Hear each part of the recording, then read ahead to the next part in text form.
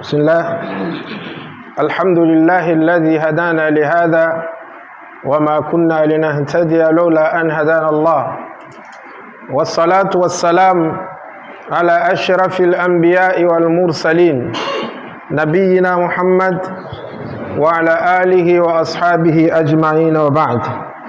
Prezados irmãos, hoje nós temos uma febre chamada emprego. A maioria dos jovens nesta cidade, nesta província, neste país, hoje tem uma canção muito especial chamada trabalho. Se tu fores a fazer alguma espécie de questionário perguntando aqui onde nós estamos, tu trabalha? Não. Tu trabalha? Não. Se calhar, quem pode sair a dizer que eu trabalho, eu tenho emprego, pode não chegar um terço das pessoas que nós temos aqui na mesquita. Idem, se tu fazeres o mesmo exercício para fora, nas igrejas, nos ajuntamentos desportivos, etc., a resposta sempre há de ser a mesma. É por isso que hoje, se você arranjar uma empresa que recruta pessoas, mesmo que seja fictícia, é fácil você roubar muitos jovens. Esta tarde ainda, eu sentado lá na minha varanda, apareceu-me um jovem. Disse, olha, vinha pedir emprestado dinheiro. Eu acho que nem o grupo aí. Então eu pergunto para ele, sim, para que efeito? Não, eu fui ligado lá em Palma com uma empresa e disseram que eu posso começar a trabalhar na segunda-feira, mas tenho que fazer exames médicos, etc. Você tem que tirar dinheiro. Quanto? 10. Isso tudo bem. Agora, você conhece a pessoa que te ligou? Não. Qual é a empresa? Ele falou o nome da empresa, que eu, por sinal, eu conheço. Mas, entretanto, o que me intriga é que ele está a dizer que não conhece pessoa que ligou para ele, mas está a transpirar em busca de dinheiro e quer pedir emprestado, o 10 mil. Depois ele diz, não, eu já pedi emprestado 5 mil, empenhei algum bem meu, mas agora falta-me 4 porque aquele 10, essa pessoa diminui-me 1000 meticais. Esse mano, mas tu estás a começar mal. Primeiro estás a dizer, não conheces a pessoa que ligou para ti. Então eu disse para ele, olha, este truque aí eu conheço. Vai lá guardar o teu dinheiro, vai lá devolver o teu dinheiro, porque isto não trata de emprego nada, é burla. E esses tipos de indivíduos existem e estão a burlar muitos jovens, por quê? Em nome de emprego. Porque nós estamos mentalizados, nós jovens, que há falta de emprego, de facto há sim falta de emprego, mas falta de emprego no nosso conceito. Então nós achamos que é importante sentarmos com os irmãos, falarmos em torno disto, porque a felicidade que nós temos é que temos uma religião que nos ensina tudo.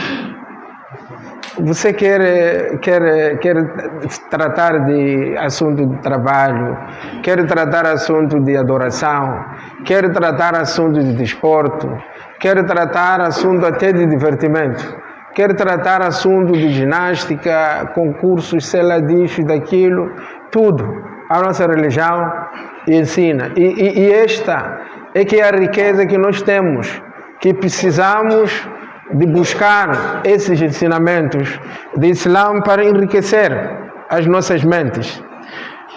Eu nasci com uma mãe pobre. A minha mãe vendia badia. Acordava às 3, massava aquela farinha de feijão, acendia lume e ficava a fritar badia. Depois acordava quando eu era miúdo. Agora dava-me banho, vai rezar, porque minha avó rezava. Nessa altura minha mãe não rezava, mas depois passou a rezar. Então, e depois dizia, agora leva esse, na altura é peacume. Então o metical comprava pão, comprava açúcar. Então as badias da minha mãe, como ela fazia com perfeição, eram boas. Então as pessoas marcavam bicha. Há pessoas que vinham às 4, deixavam aquilo ali, uma tigelinha deles. Então às vezes as badias acabavam ali no lume. É verdade. Então aqueles meticais que minha mãe tirava, dava-me um metical, vai comprar pão. Tem uma casa vizinha que fazia um pão, eu ia comprar, e tem um açúcar que comprava nos embrulhos, papel, embrulhavam assim no papel, faziam assim, parece aqueles papéis que a gente fazia chupa-chupa, pirulito. Então ali vendia um metical, chegava aquilo ali para eu tomar chá com meu irmão, e acho que devem conhecer o meu irmão, é um branco, um white, que já era gerente ali do Standard Bank, mas o Brad agora está na cena dele. Então nós tomávamos chá com aquele bolo e íamos na escola. E este é que era exercício da minha mãe. Quando terminava de fazer aqueles badias, eu nasci e cresci no Paquite. Então minha mãe saía, ia lá na praia, lá no fundo, lá, chamam Cufungo. Então ela ia para lá comprar peixe. Aliás, de manhã ia para lá comprar banana, mandioca. Tem barcos que vinham lá de Mituj, traziam mandioca, traziam banana. Então faziam molho, minha mãe ia lá comprar 2 meticais, 5 meticais e trazia em casa. Eu estudava de manhã. Quando voltasse da escola, minha mãe dizia, está aqui dinheiro, vai na praia comprar peixe. Eu ia na praia, comprava, minha mãe empedaçava aquele peixe. Fritava, punha numa bandeja. Deste lado punha peixe, este lado mandioca cozida ou banana. Então as pessoas vinham ali e compravam. Não é? O metical, 500 centavos. E aquele dinheiro, a minha mãe bastava tirar pouco, mandava-me, vai lá comprar 1 quilo de arroz lá no velho chamado Abujade. Ou outro que tinha esta barraca, vai comprar. Eu comprava, minha mãe preparava comida, a gente comia e ia na madraça à tarde. Estou a tentar trazer este historial para vocês verem como é que os nossos pais não sacrificaram, mas e reparem uma coisa, os nossos pais, aquilo que faziam, está mais próximo com a educação islâmica do que aquilo que nós fizemos hoje. Mas, entretanto, nós hoje intitulamos-nos de estudiosos. Estudamos muito. Fizemos 12ª, fizemos licenciatura, fizemos mestrado, etc. Os nossos pais, na altura, se conseguissem fazer até 4ª classe, era muito. Porque tinham esta limitação. Só para vos dizer, minha mãe não estudou. Não estudou não porque não quis. A minha mãe era muda, era surda. Mas sempre ela dedicava-se para nós, os filhos. Eu, quando faltasse na escola ou na madraça, era possível minha mãe não me dar comida. Não sei se percebe. A abordagem que estou a tentar trazer aqui é, primeiro, é preciso que a gente volte para as nossas raízes e sabermos valorizar o esforço dos nossos pais. E se vocês forem a perguntar, os nossos pais estão aqui, se forem a perguntar, estou a falar dos nossos pais que têm uma idade avançada. Se vocês forem a perguntar a ele, papá, Como é que vocês viviam naquela altura? Hão de ouvir e repare, nós aqui todos crescemos vivendo em casa dos nossos pais. Nossos pais, é verdade que não tinham um nível grande, não estudavam para comparar com aquilo que hoje chamamos doutor, etc. Mas os nossos pais naquela altura, eles trabalhavam, tinham um trabalho digno e conseguiam construir casas. Nós crescemos na casa dos nossos pais, construído por eles. Hoje, se você fazer as contas, aquelas casas que os nossos pais deixaram, nós jovens podemos trabalhar 20 anos ganhando bem sem conseguir construir aquela casa que o nosso pai hoje deixou para nós. Há muitos jovens que até hoje vivem em casa deixada como os pais. Portanto, aqui é preciso nós, como jovens, não esquecermos das nossas origens, primeiro. Segundo, é preciso valorizar aquilo que foi o esforço dos nossos pais, que faziam tanto esforço para, pelo menos hoje, nós sermos chamados de doutores. Não foi porque nós somos inteligentes, temos força, não. Os nossos pais fizeram todo esse esforço. A pergunta é, vocês conseguem hoje imaginar esse esforço que os nossos pais fizeram, se nós hoje, mesmo estudados, estivéssemos nos lugares deles? Então é algo de nós termos que refletir para sabermos valorizar o esforço dos nossos pais. Aqueles que têm sorte de ter os pais vivos, então é preciso valorizar esses pais. Nunca a gente dormir sem perceber e procurar saber o que os nossos pais comeram. Porque tudo que nós somos hoje é graças a Allah, depois a eles. Porque eles foram encarregues dessa responsabilidade de cuidar de nós. Eu um dia sentei com um velho, quando vivia lá em Nanhimbe. Gostava muito de conversar com ele, rahimahullah. É um senhor chamado Safir Lino. Era um senhor que, quando ele estivesse a falar, a se expressar, tu até podias pensar que este senhor já tem a licenciatura no curso de Direito. Era um advogado sem diploma, mas conseguia defender uma causa melhor que tantos que têm hoje um certificado de mestrado. É verdade isso. Então eu procurava aproximar sempre a ele, conversar. E eu perguntei, papá, esta casa aqui que eu construí, se passou eu. Mas tu, para construir esta casa, pai, o que fazia, senhor? Disse, eu trabalhava, ajudava, ou seja, era antes de aprendiz do meu pai, na carpintaria, e o trabalho que eu fazia, ele falou que recebia 350 escudos. E eu perguntei para ele, nessa altura, um saco de cimento custava quanto? Ele disse, na altura tinha sacos que pesavam 100 quilos, custava 50 escudos. Vamos lá, eu convosco fazemos as contas. 350 escudos, porque nessa altura eu tentei fazer este exercício. Se eles recebiam 300, o salário não dava por aí, conforme ele disse, 250 escudos, 350, você recebeu mais aquele salário alto de especialista, por aí 450 escudos. Mas ele, na realidade dele, com 350 escudos, eu disse, vamos lá fazer um exercício. Se um saco de cimento de 100 quilos custava 50 escudos, então nós precisamos para construir cimento, precisamos para construir brita, precisamos de areia grossa, precisamos de varões, precisamos de água, essas coisas. Então, eu, sinceramente, fiquei estupefado, ou seja, fiquei admirado em saber que aquela casa que eu tinha sentado na varanda, foi ele quem construiu, mas construiu em quanto tempo?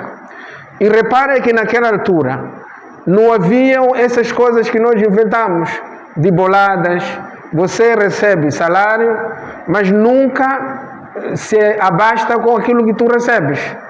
Tudo que nós fizemos, casas construímos, carros compramos, na maior parte das vezes, nós nos metemos nessas, quando falamos de boladas, não é que é uma coisa que tem que nos dignificar, não.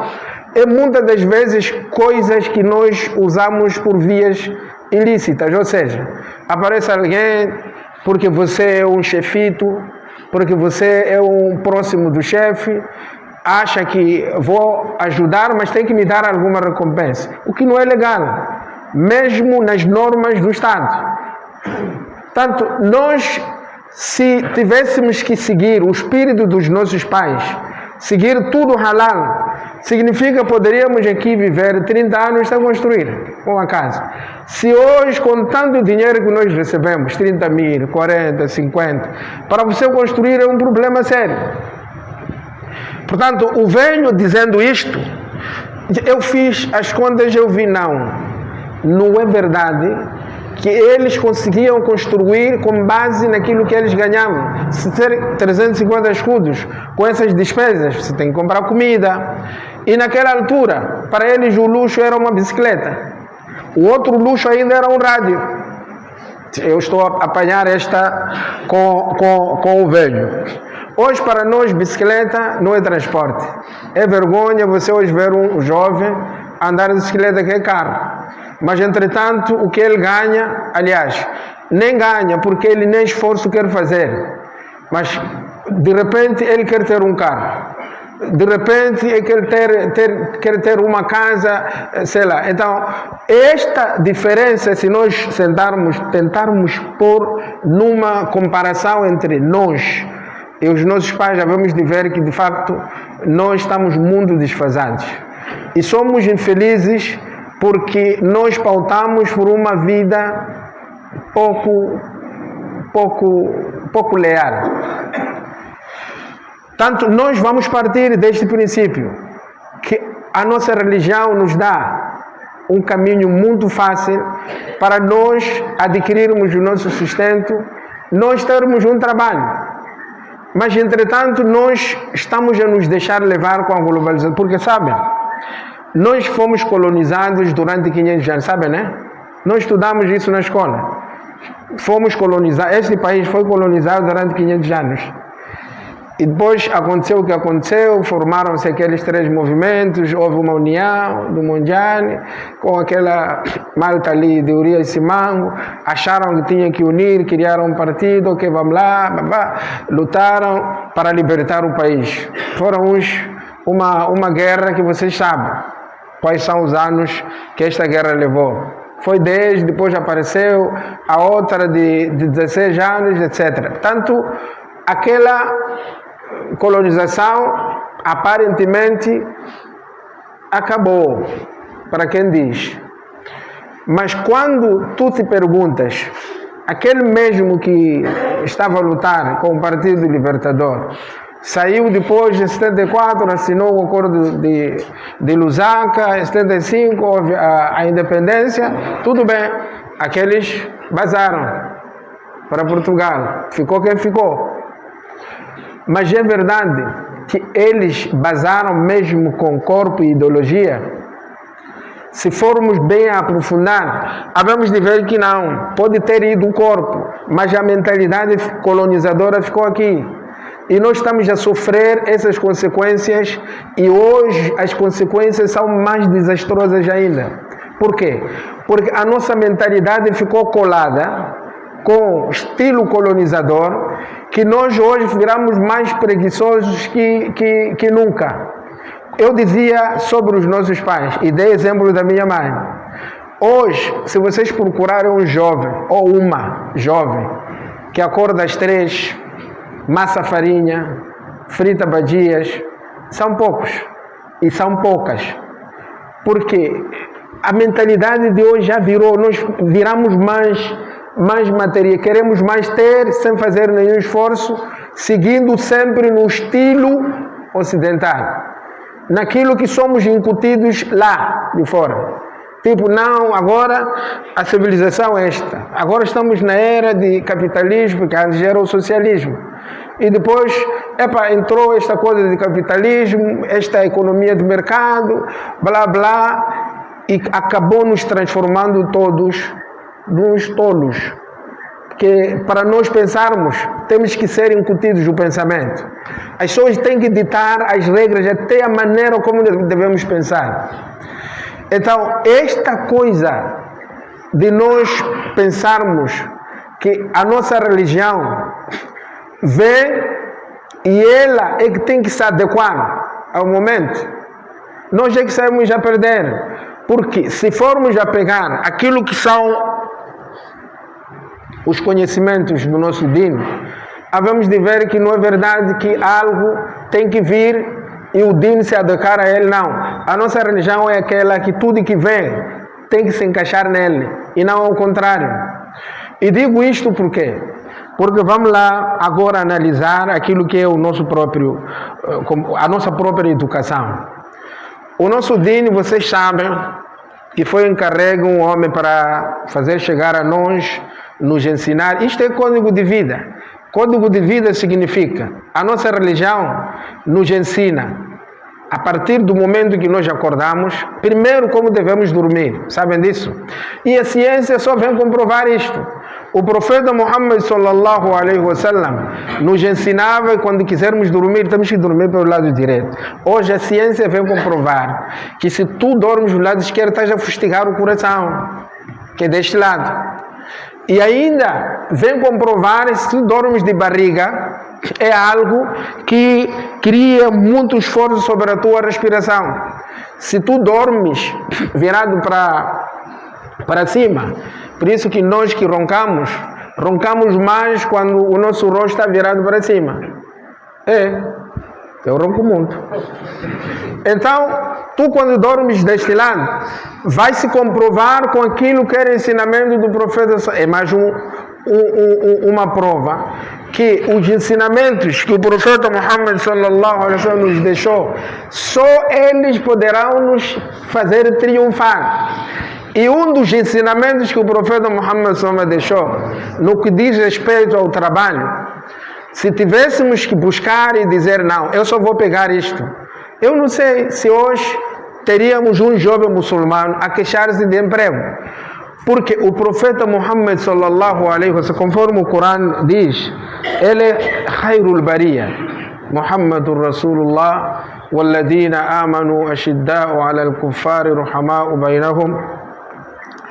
Este é o versículo, tal como outros versículos que qualificam este homem como o melhor do... Assim como ele falou, também num dos seus hadiths, a dizer, khairul quruni qarni, thumma alladhina yalunahum, thumma alladhina yalunahum. O melhor momento, o melhor tempo é este meu tempo. E aquele tempo quem comandava? Quem era o presidente? Quem era o comandante em chefe? Era o Muhammad sallallahu alaihi wasallam. Significa que ele era o primeiro, melhor, e depois vinha o que está debaixo, Abu Bakr, Umar, Uthman, Ali e os outros sahabas que vinham depois deles. Tanto, se o profeta Muhammad sallallahu alaihi wasallam, aqui há quem não acredita, há quem não está ciente que o profeta Muhammad sallallahu alaihi wasallam era o melhor deste umma todo. Quando falamos de umma, estamos a falar do primeiro homem ao último. Aquele que não aceita, o problema é dele. Mas nós temos esta evidência e até os não muçulmanos, eles acreditam mais nesta teoria que nós próprios. Então, se o profeta Muhammad sallallahu alaihi wasallam, que era melhor deste umma, sabe o que ele fazia quando tinha 12 anos? Quem sabe? Ele pastava animais. Quando tinha 12 anos. E depois, vocês sabem o que aconteceu depois. Quando saía com seu tio, Abu Talib, o pai de Ali, Ibn Abi Talib, radiallahu anhu, ainda miúdo, ele saía com o pai para fazer rihlat al-shita wal sayf, ou seja, iam fazer business, iam fazer troca de produtos.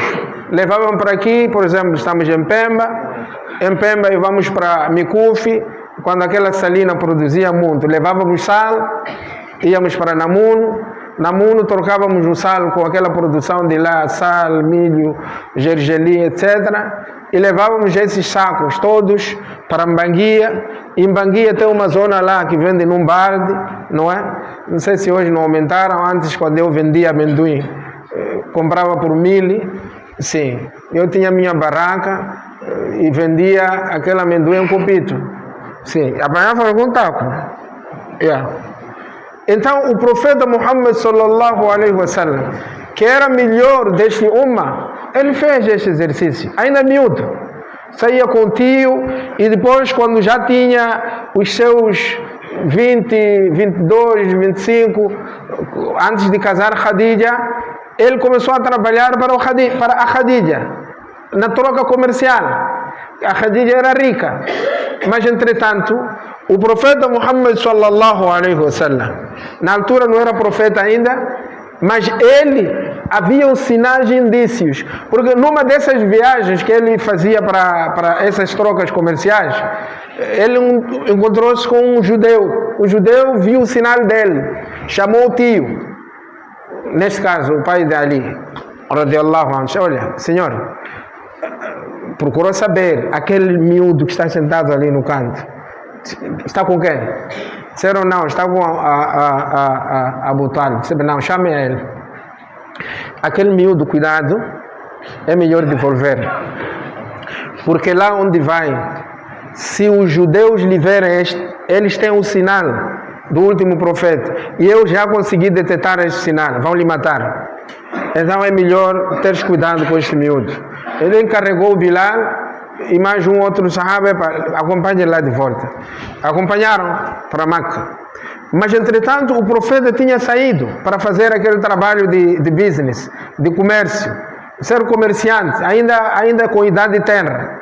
Então quando a Khadija, que era rica, percebeu-se que tinha um jovem, que o comportamento dele era justo, honesto, etc., contratou a ele.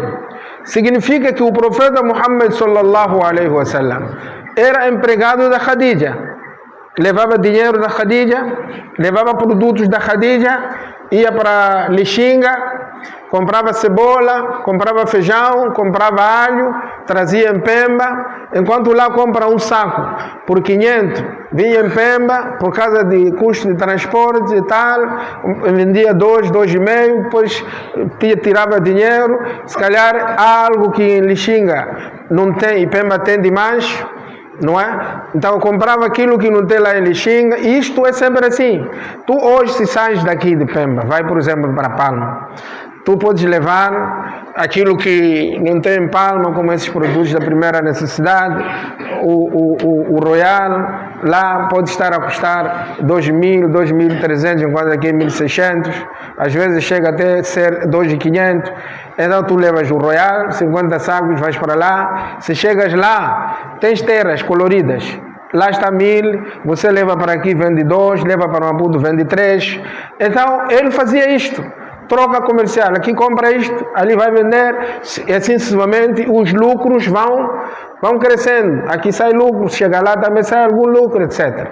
Então o profeta Muhammad sallallahu alaihi wasallam fazia isto. Hoje nós, jovens, é a coisa que nós temos mais vergonha de fazer. Porque se a Pita estiver ali num Banguia, você empoeirado com um saco de feijão a medir quer dizer, para ti aquilo é baixeza. Mas aquele que foi melhor deste ummat, melhor que eu, melhor que tu, melhor que todos nós, e todos da face da terra, ele fazia esse trabalho. Antes já dissemos que ele pastava animais. E repare que hoje a nossa indústria carece de carne. A carne que nós consumimos, nós temos que receber de outros lados, importamos. Nós até importamos tomate da África do Sul, que é produzido através de adubos, quando nós temos tomate puro aqui. Posso não falar de Pemba, posso falar de outros distritos que produzem tomate. Até aqui, onde eu vi aquele caminho de como chama? De Montepuez para Nairoto, tem uma zona ali, onde a pessoa fez uma horta grande, produz ali um tomate puro. Mas nós vamos importar. Portanto, é algo que parece um paradoxo. Nós temos todas as facilidades. Temos os ensinamentos do profeta Muhammad sallallahu alaihi wasallam. E é impensável que somos nós muçulmanos que não capitalizamos isto. Não buscamos essas experiências implementar para nós. Para poderem os outros também aprender de nós. E o mais caricato é que aqueles que procuram nos ensinar outros modos de viver, eles sabem, estão a usar o modelo do profeta Muhammad sallallahu alaihi wasallam e eles estão a usufruir e a desenvolver até a ciência. Eu estava antes de ontem dialogando com alguém e disse, olha, há um irmão que fez um livro sobre esta questão de jihad e não jihad. E neste livro dele abordou uma passagem de forma muito cínica. Então, tem um outro irmão que leu aquilo e percebeu, e sabe, até os não muçulmanos hoje reconhecem nas técnicas que o Khalid bin Walid usava no campo de batalha. E eles estão a estudarem aquelas técnicas, estão a produzir um grande conhecimento. Quando chegam para nós, dizem, mede é nós é que fabricamos isto. Este conhecimento é nosso. Nós é quem produziu este conhecimento. Quando não, nós temos conhecimento, mas nós mesmos não estamos a fazer o uso daquele conhecimento. Só um exemplo concreto sobre esta questão de deixarmos com que as pessoas usufruam aquilo que Khalid bin Walid. Sabem quando o profeta sallallahu alaihi wasallam foi naquela batalha de Uhud, em Medina? O profeta saiu com 1000 homens. Na cidade de Medina para Uhud dista-se 5 km. Então, porque antes, no ano anterior, no segundo ano de Hijra, houve a batalha chamada Badr. E os muçulmanos eram 300, os cáfires eram 1000. Os muçulmanos ganharam. Mas este é um facto que, se calhar, numa outra oportunidade podemos desenvolver. Como é que se explica isto? 300 para 1000 é 3 vezes mais o número, ou seja, os descrentes eram 3 vezes mais em termos de número e até em termos de montadas, de equipamentos. Tinham lá 200 montadas que os muçulmanos eram cerca de 70. Mas mesmo assim, muçulmanos venceram. Há um motivo que lhes fez vencer. Este vencer é por causa da própria disciplina. É por isso que há uns, sem querer entrar noutras esferas, há uns que dizem que, se calhar, essa tropa, bom, não é meu forte fazer essas comparações, mas em algum momento é preciso que a gente traga esse tipo de exemplos. Há quem diga que não, esses ruandeses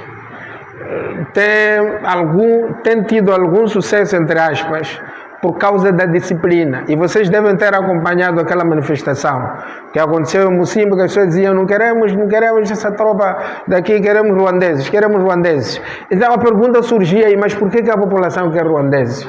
A resposta é que, conforme aquilo que eu colhi nos vários comentários das pessoas, dos internautas, é que os ruandeses é uma força com uma disciplina. Portanto, esta disciplina não buscaram do outro lado, buscaram aqui, nos Sahabas. E o comandante em chefe era o profeta Muhammad sallallahu alaihi wasallam. Portanto, sempre que há disciplina, há vitórias, independentemente do número do pessoal, independentemente do equipamento. Portanto, o profeta Muhammad sallallahu alaihi wasallam, se nos deu esta aula e deixou-nos isto, é para nós procurarmos capitalizar. Voltando para a questão daquilo que o profeta nos deixou em relação a isto que hoje nós estamos a sofrer porque dissemos que há falta de trabalho. Os profetas passados também tiveram artes. O profeta Zacarias, por exemplo, ele era carpinteiro. O profeta Daúd, ele era ferreiro. E Estamos a trazer uns exemplos. E vocês sabem, já acompanharam na história de Nabi Ibrahim alayhi salatu wassalam. Não acompanharam? Quando ele saiu, foi visitar um dos seus filhos, Ismael. Não encontrou em casa, estava ali a esposa. Meu filho, o seu filho foi procurar risco. Procurar risco, que estão a dizer, é ir cavar e buscar daquilo que Allah subhanahu wa ta'ala colocou nessa face da terra. Então ele deixou umas recomendações aí, o filho quando chegou foi-lhe dito. Depois foi visitar o filho dele, Ishaq. O que queremos escolher aqui é este facto, Ibrahim alayhi salatu wassalam. Ir visitar os filhos, não encontrar em casa, não porque eles foram chilar, foram trabalhar. E o trabalho aqui não é do gabinete, é um trabalho, esta mão é que produziam este trabalho. E veja o que Allah subhanahu wa ta'ala diz no Corão: فَابْتَغِ مَا عِنْدَ اللَّهِ الرِّزْقَ فَعَبُدُوهُ وَاشْكُرُوا لَهُ. E vocês sabem o que Allah diz quando se trata o dia de Juma. Diz: إِذَا نُودِيَ لِلصَّلَاةِ مِنْ يَوْمِ الْجُمُعَةِ فَاسْعَوْا إِلَى ذِكْرِ اللَّهِ وَذَرُوا الْبَيْعَ. E depois lá à frente, Allah diz: فَإِذَا قُضِيَتِ الصَّلَاةُ فَانْتَشِرُوا فِي الْأَرْضِ وَابْتَغُوا مِنْ فَضْلِ اللَّهِ. Vocês, quando ouvirem a Adhan de Juma, corram para a mesquita. Fiquem, Juma, khutba salat, acabou. Vão. Fantashiru, espalhem-se pela face da terra. Fabtaghi min fadli, wabtaghu min fadlillah. Espalhem-se pela face da terra, vão procurar as dádivas de Allah. Vão procurar as dádivas de Allah significa, vão trabalhar. E o trabalho aqui não está sendo circunscrito simplesmente, você chegou, sentou no gabinete, não. Aqui a natureza, o abtahu min fadlillah, é vocês procurarem da face da terra. E veja que aqui Allah diz, o abtahu min fadlillah. No primeiro versículo que eu recitei, Allah diz, fabtaghi ma inda Allahi rizqa. Fabtaghi wa abtahu. É o mesmo verbo. Não é verdade? Portanto, aqui a recomendação é de nós irmos buscar o risco pela face da terra. E já demos um exemplo, pelo menos, que o profeta, ele já pastou animais. Já demos outro exemplo. O profeta já foi fazer negócio, trocas comerciais. Sair daqui, ir para sítio X, buscar isto, comprar aquilo. Há outros que atravessam aqui a fronteira, vão em Tanzânia, compram vestidos, compram jubô, compram cofiô, sentam ali, fora. No dia de Juma, põe ali, tem um senhor tanzaniano, é um mundo dinâmico. Eu quando reparo para ele, eu vejo ele como exemplo. Mas eu só estou a ver a ele. Bom, podem ter muitos. Mas é um senhor que até ultimamente eu lhe vejo com carinha, e carinha que fala. Está a fazer publicidade. Quando chega a hora de salat, ele está a fazer salat, bom, porque ele entendeu a essência do Islã. É assim como o Islã quer. Portanto, na minha opinião, eu acho que nós muçulmanos não podemos admitir filiarmos-nos a um grupo que reclama falta de emprego. Como é que nós podemos nos deixar assim tão relaxados e admitir que realmente falta emprego, quando a própria nossa religião diz não é verdade.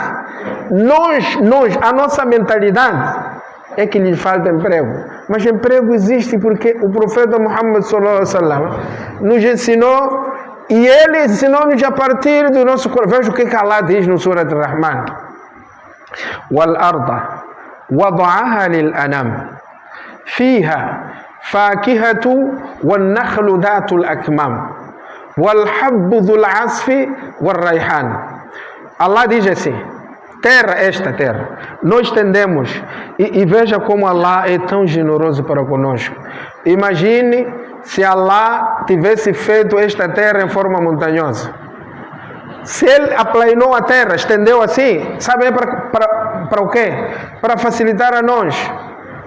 Quando a chuva cair, essa chuva não rastejar e desaguar no mar, ela sentar. Porque no outro versículo, Allah subhanahu wa ta'ala diz: Ya ayyuhan nasu u'budu rabbakum alladhi khalaqakum walladhina min qablikum la'allakum tattaqun. Depois Allah diz: Alladhi ja'ala lakum al-arda firasha.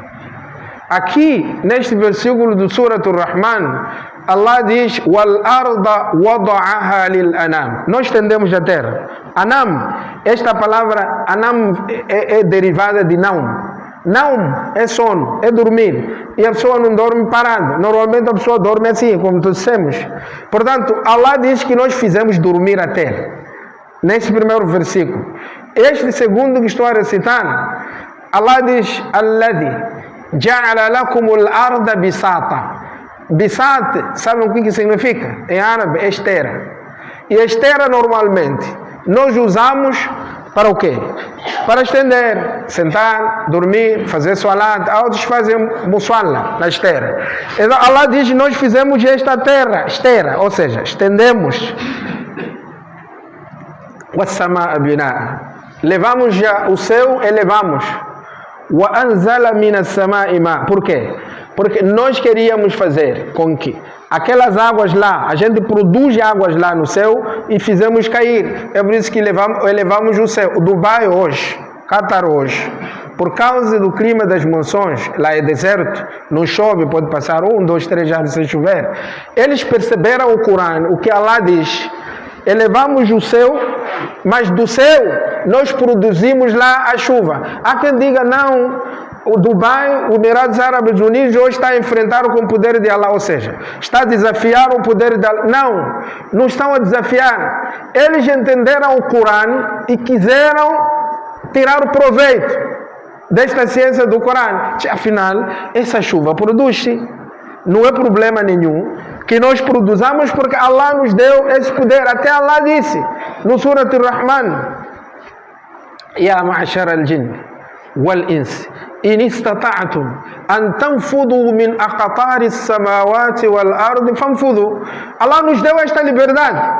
Vocês, se puderem atravessar os céus e ir lá procurar, investigar. É por isso que os cientistas hoje já chegaram aos planetas, já chegaram até o Sol, como dizem, aliás, até a Lua.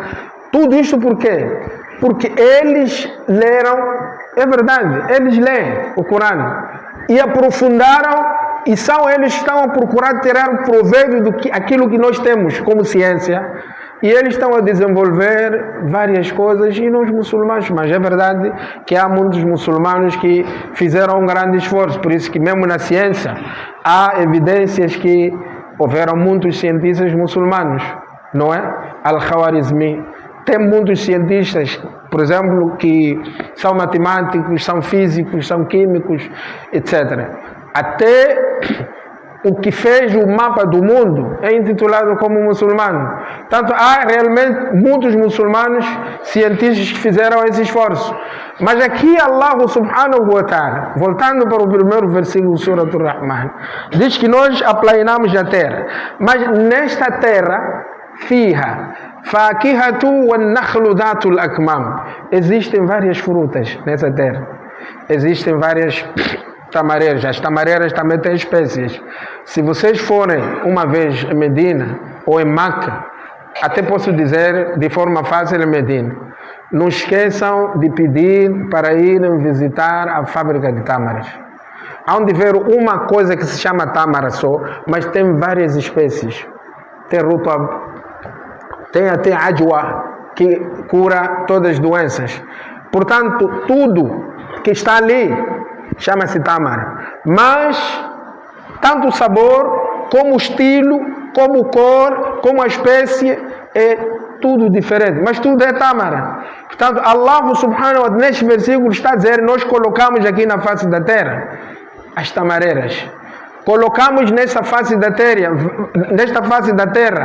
vários sementes, graus. Milho é grau. Arroz está em grau. Mapira está em grau, mexoeira está em grau, e tem outras espécies de graus. Da mesma forma também tem várias espécies de folhas. Nós hoje cozinhamos matapa de mandioca, matapa de moringa, matapa de quê? De que mais? Portanto, há vários estilos de matar.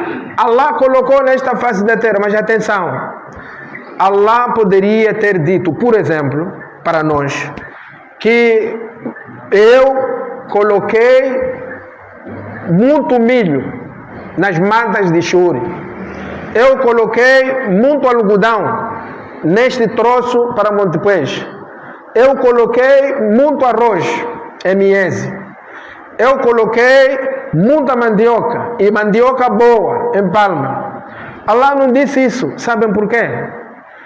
Porque Allah, como gosta de nós, e Ele quer que nós transpiremos, ou seja, quer que nós trabalhemos. Então Allah só falou, eu coloquei, mas Ele quer que nós vamos à busca. Porque se Ele tivesse dito, em Mituj, eu coloquei muito arroz lá, então nós todos íamos cair lá em Mituj. Porque Allah já disse, está ali em Mituj, mas Allah não disse isso. Disse, eu coloquei essas coisas todas, tem aqui na terra. Da mesma forma, quando se trata dos minerais, Allah não disse, vão lá no rio Rovuma, eu coloquei lá petróleo. Vão lá em Mbao, por exemplo, coloquei lá petróleo. Vão lá em Montepuez, coloquei lá rubi. Vão lá em Anquame, coloquei lá ouro. Vão lá em Chimoio, coloquei lá ouro. Não, porque Allah quer ver todo mundo a correr. Então, afinal, a nossa religião é uma religião que diz para todo mundo, vamos correr, vamos lá. Vamos correr, procurar, porque Allah já espalhou.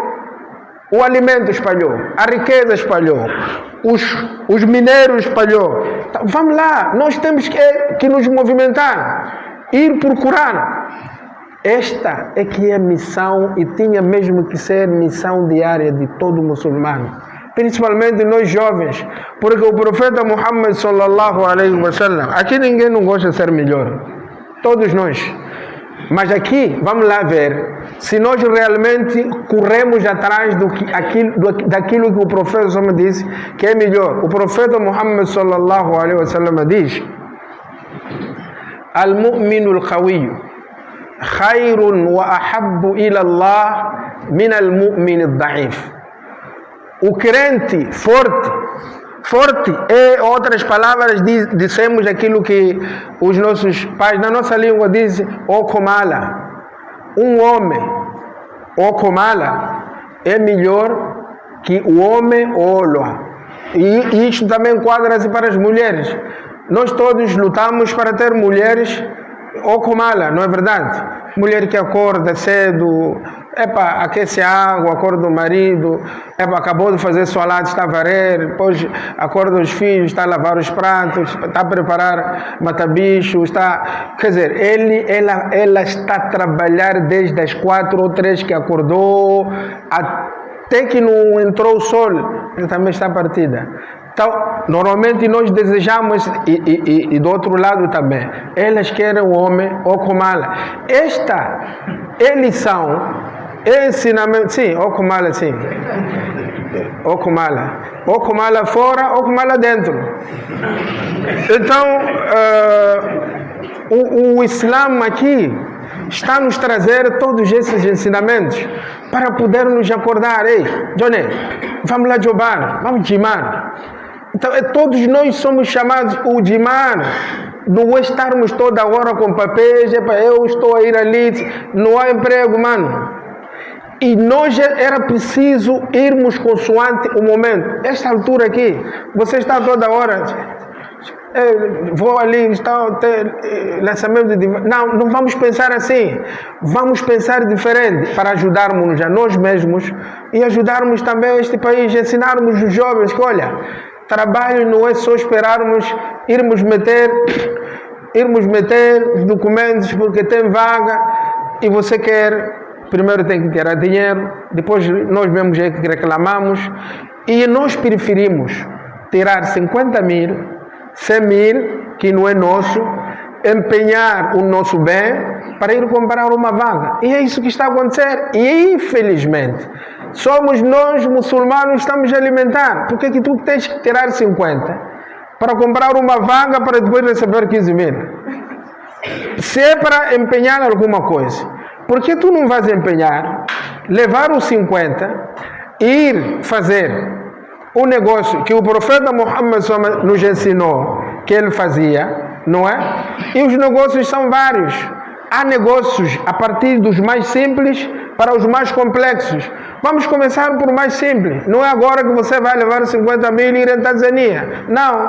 Leva 50 mil. Muda da cidade. Vá. Se achar que há perigo num sítio como Chiuri, se achar que há perigo em Balama, acampa em Bontepés. E tem zonas que você pode ir de forma assim tímida, mas has de ver, tem lá, saiu milho, saiu mapira. E vais comprando, vais acumulando. E lá é barato. Com teus 50 mil, se calhar você pode apanhar acima de 100 sacos. Ou acima, sim.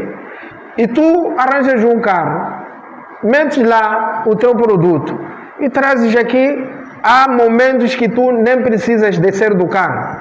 Antes de tu desceres, o produto já foi levado. Foi levado por comerciantes ambulantes, ou foi levado por um comerciante que leva tudo, põe no armazém e depois começa a vender em quilos. Mas é preciso fazermos um esforço de trabalhar, irmãos. Vamos lá nós mostrarmos a esta sociedade que nós entendemos bem a nossa religião. Não vamos nos deixar, não vamos nos alinhar com essas burlas.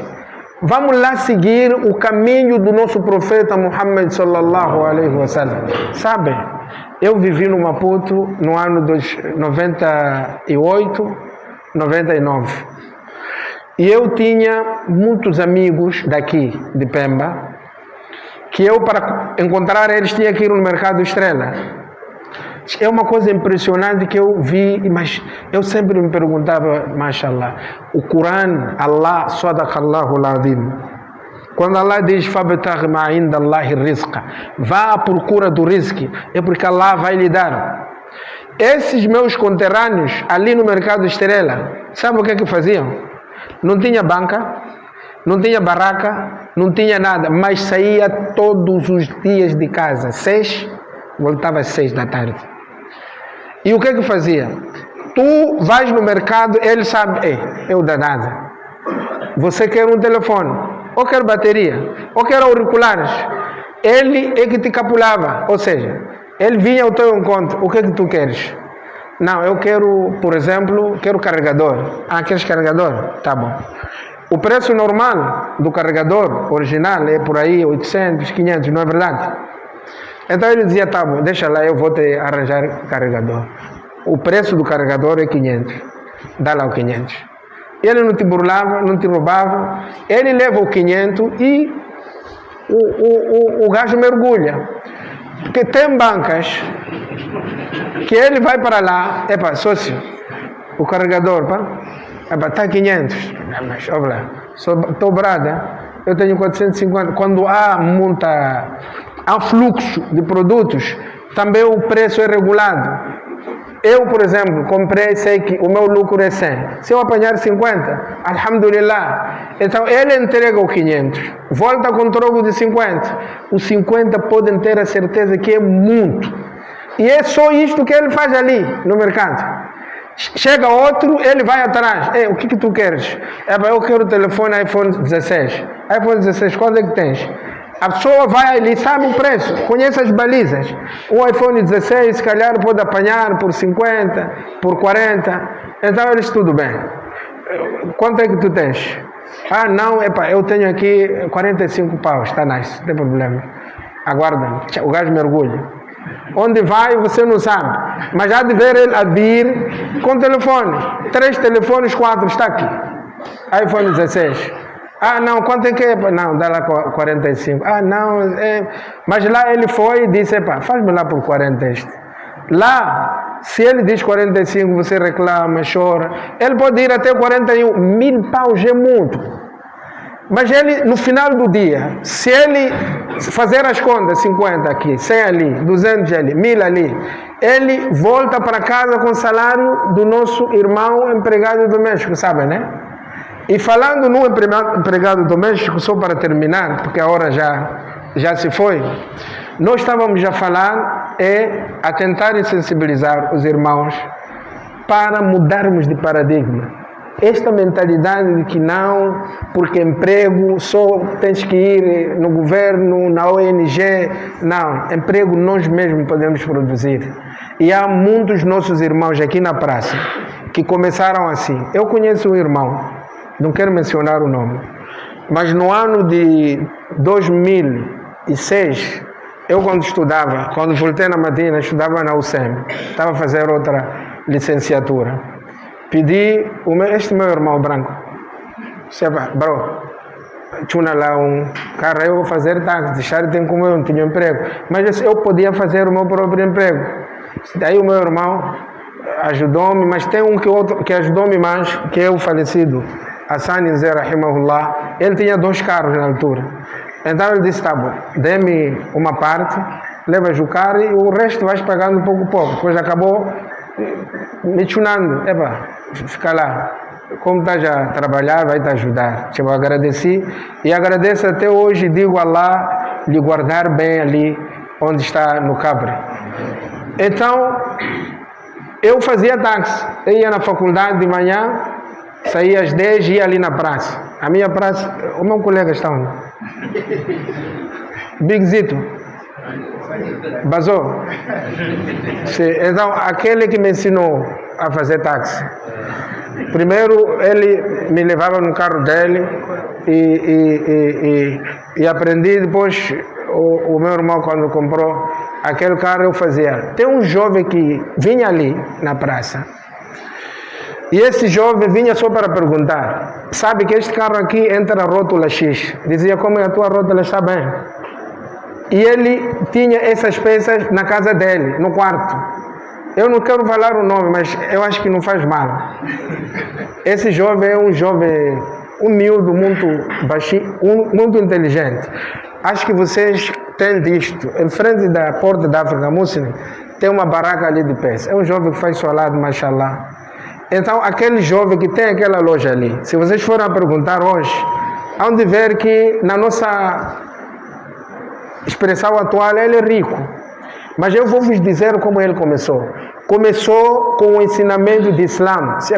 وَابْتَغِ مَا عِنْدَ اللَّهِ الرِّزْقَ. Vá à busca, faça qualquer coisa. Então ele juntava aquelas peças que ele sabia, que esta Corolla aqui entra amortecedor X. Ele comprava 2, 3 amortecedores e vinha ali na praça. Começava a nos namorar. Se realmente sentisses dificuldade de tua peça, você falava com ele, ele corria para a casa dele. Vivia aqui perto, aqui, em Gonani. Esta é a entrada aqui. Já topaste, né? Sim. Então ele ia lá, trazia, vendia a um preço acessível, a gente comprava, mas Allah abriu as portas. Allah deu barca naquilo e hoje ele é um empresário. Não sei se estão a perceber. São esses exemplos que nós temos que seguir. Não podemos admitir que as pessoas nos chamem desempregados. Andarmos a nos meter nisso e naquilo. Temos que aprender essas lições que eles buscam do Islã. Nós podemos ir aprender com eles, onde nos ensinar, ou começar a trabalhar com eles, como eu comecei a aprender com o Big Zito. Portanto, é isso que eu queria deixar. Mas só antes de terminar, estou a dizer do nosso lado para irmos à busca de emprego. Mas do outro lado, tem aqueles que já têm um trabalho humilde. Veja o que o Islã diz a respeito desses. Para nós percebermos que afinal a nossa religião nos ensina a viver até nos nossos quintais. O profeta Sama diz assim: Ikhwanukum khawalukum.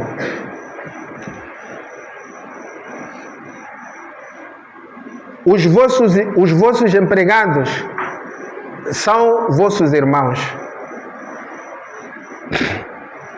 لعل الله جعلهم تحت أيديكم. Allah colocou a eles debaixo do vosso controle, debaixo da vossa atenção. Estamos a falar daqueles trabalhadores, não os que estão nos gabinetes, aqueles que trabalham nos nossos quintais, não existem? Então, esses aqui, o profeta Muhammad sallallahu alaihi wasallam está nos educar a respeito deles.